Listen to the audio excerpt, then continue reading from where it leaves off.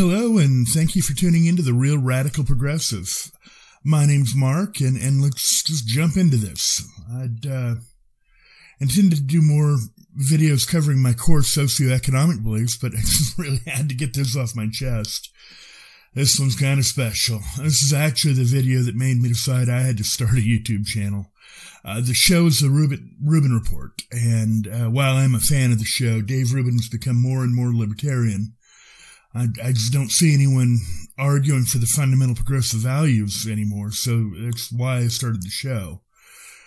Rubin's guest in this video is a man named Brian Caplan. He's a professor of economics at George Mason University and a self-avowed anarcho-capitalist, and I've got to admit, he kind of gets me infuriated sometimes.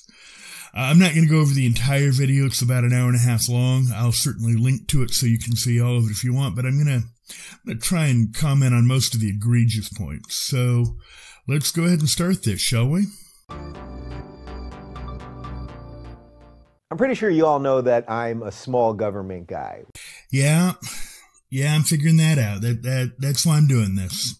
What small government means to me, at least economically, is that you should keep most of what you earn and that you yourself are the best arbiter to decide where your money goes. You've worked hard for your money, I assume, and I believe that you're a better judge of how to spend it rather than giving it to a wasteful government, which will often spend it on programs that you don't even care about. Okay, Dave, you do realize that the wasteful government of which you speak not only spent literally trillions of dollars subsidizing the microchip industry for decades, but also literally created the internet. Is that the kind of program you were talking about when you talk about wasteful government, Dave? Let's suppose for just a moment that the internet had been created by some private entity that could somehow afford to bleed trillions of dollars over decades before they saw a profit. I can't imagine who that would be, but let's just pretend, shall we? Do you think for 1 second that the internet would be the sort of even playing field that it is now? Do you believe for 1 second that your channel would have had a snowball's chance in hell of succeeding if the whole of the internet were privatized and you had to compete against a very well-moneyed traditional media outlets for internet access? You see, Dave, the beautiful thing about the internet is that since our tax dollars were wasted creating it, we all collectively own it. And even with that, there's still a constant movement by corporations to end net neutrality. Because oddly, these giant private concerns don't want a level playing field. They want a monopoly. Would that be a better internet for society as a whole? Dave, you need to think about this, because given that you make your money online, it sort of feels like you're biting the hand that feeds you. I mean, unless you actually believe that the internet was a waste of money. All right, maybe that was a cheap shot. I know that you didn't specifically bring up the internet when you referred to the wasteful government, so let's just move on to your anarcho-capitalistic guess, shall we? I'm sure that this will be edifying. What is anarcho-capitalism? So anarcho-capitalism is the idea that the so-called minimal functions of the state are actually more than you really need, and it is not only imaginable, but it really could work to privatize the last lingering functions of government, like police, courts, and the law itself. Okay, privatize police, courts, and the law itself. Why, that does sound good. I think turning the law as well as the entire justice system into a for-profit business would be a great idea. What could possibly go wrong? I mean, we've already got a privatized prison system that's just worked swimmingly well, right? All right. Go on. Again, this is an idea that sounds really crazy. So the way that I usually like to explain it is, well, right now, people may say, well, government clearly has to have a monopoly over police, monopoly over courts, monopoly over law. And I say, government has a monopoly over these things right now. Right now, there's actually more private security guards than police. So is that really? Yeah, that's true. So there are more people hired by business and communities to go and do policing than there are police in the official sense. Yeah, you do realize that we call them mall cops, but they aren't really Philly police. I had a job as a night watchman when I was 17 at a local lumberyard. I was essentially cheap fire insurance. I don't think comparing that to an actual policeman is a valid analogy. And then, similarly for law itself, there are many private organizations that have their own rules that they apply. So, again, mentioning, so private arbitration. One of the main reasons people use private arbitration is that they don't use regular laws. They use their own laws, which are designed to work better than the government's laws, so that you can get your issue resolved in a few days instead of weeks or years. He's got a point. I mean, think about it. If, as a condition of employment, you had to agree to binding arbitration and your employer gets to choose the arbitrator, rather than spending weeks or years in civil court getting just compensation for damages, you could just get screwed in a matter of hours. So, usually with private arbitration, they have the arbitrator actually be someone who knows what he's doing.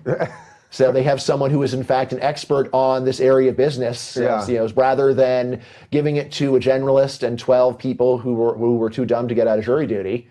Okay, first, I loved his jab about people being too dumb to get out of jury duty. But then, to be fair, I wouldn't expect somebody who's a self-proclaimed anarchist to have a whole lot of respect for the performance of civic duties. But certainly I can understand why in certain highly technical areas, private adjudication might be preferable. But can you imagine if your only recourse against, for instance, a negligent landlord or employer was to go to an adjudicator of their choosing? Would you really think that person was going to be fair and impartial? Does this feel like due process? All right. Let's see what else he has to say. There's very good reasons why people are using these private alternatives right now, which is they're better. Again, I have to ask, better for who? And in what situation? With private arbitration, right now, one of the big limits on private arbitration is that even if you sign a so-called binding arbitration clause, in fact, if the person if a person doesn't like how the binding arbitration turns out, they can go and still sue you. Go to the court. Yes, they can take it to court.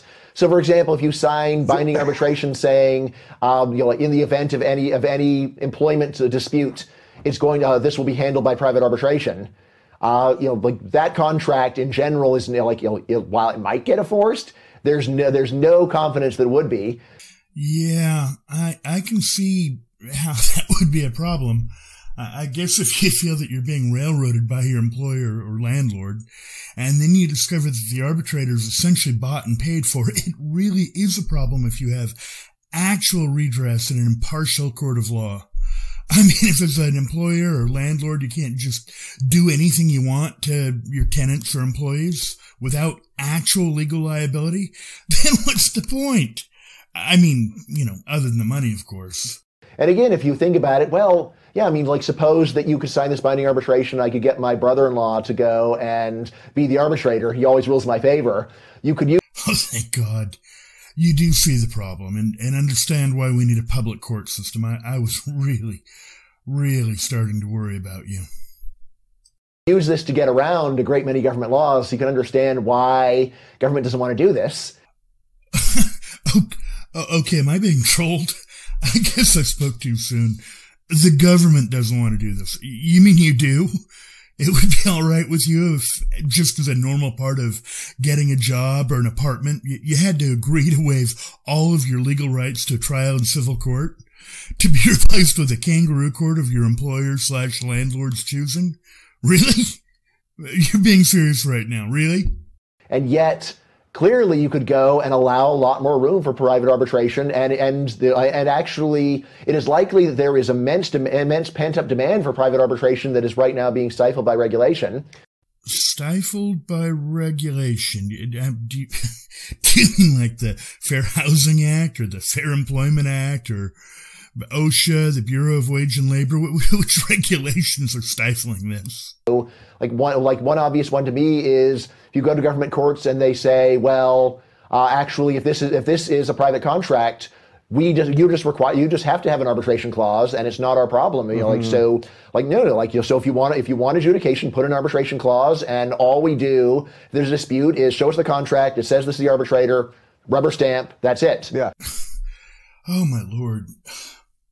Okay, you do understand that if this is how the law actually worked, there wouldn't be an option, right? I mean, if all anyone had to do is add an arbitration clause in a contract that stated that any disputes had to go through an arbitrator of their choosing, there wouldn't be a contract that didn't have that clause. I mean, if all you had to do was add a clause to get around any legal liability, of course you'd add that clause. Follow me here. I mean that to get a job, rent, or buy a house, get a cell phone contract, I mean anything, the very first thing you'd have to agree to is to give up your right to a day in court. I can't believe you actually think this is a good idea.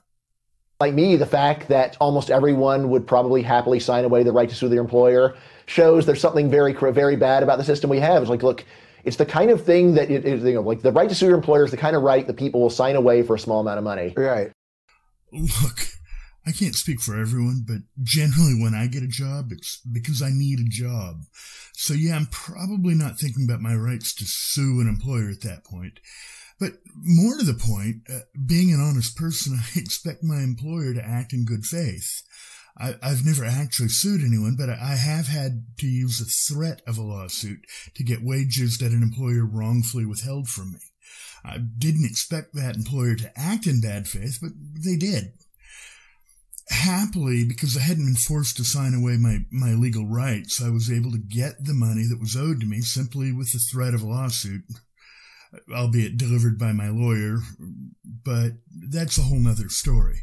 My point is, if you're a reasonable person, you're not going in thinking, well, they're going to act in bad faith, so we need I have to be able to sue them. You don't think that until you wind up there. It's sort of a thing of last resort. So, yeah, you're willing to trade it away because it's not important until it is.